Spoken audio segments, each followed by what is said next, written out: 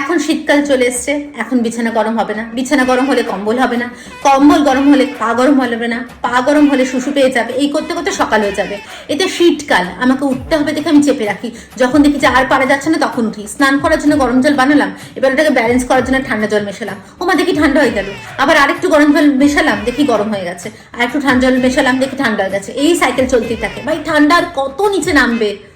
কত জন্মের পাপ করলে রাত্রে 3টের সময় কারোর হাগু চাপে, ঠান্ডা জলে পিছন ধুতে না পিছন ফেটে একদম হাতে চলে আসে, কোমরের সোয়েটার পাওয়া যায় না, মানে রাত্রিবেলা আর বসা যায় না। ডেলি ডেলি রোজ স্নান করার কি আছে? জল বাঁচাও আমাদের ভবিষ্যৎ প্রজন্মের জন্য।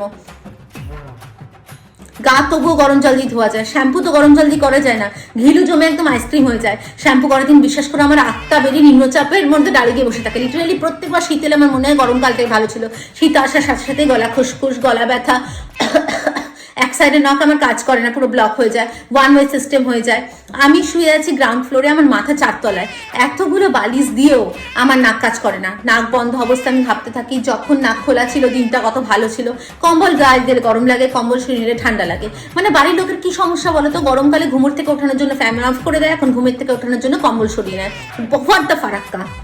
এমনিতেই আমরা ঠান্ডায় আমরা কেলটে আছি, তারপর দিদি যে কাজ করতে আসে ঘর মুছে দিয়ে ফ্যান চালিয়ে দিয়ে যায়, মানে কি আমাকে প্রাণী মারার ধান্দা নাকি?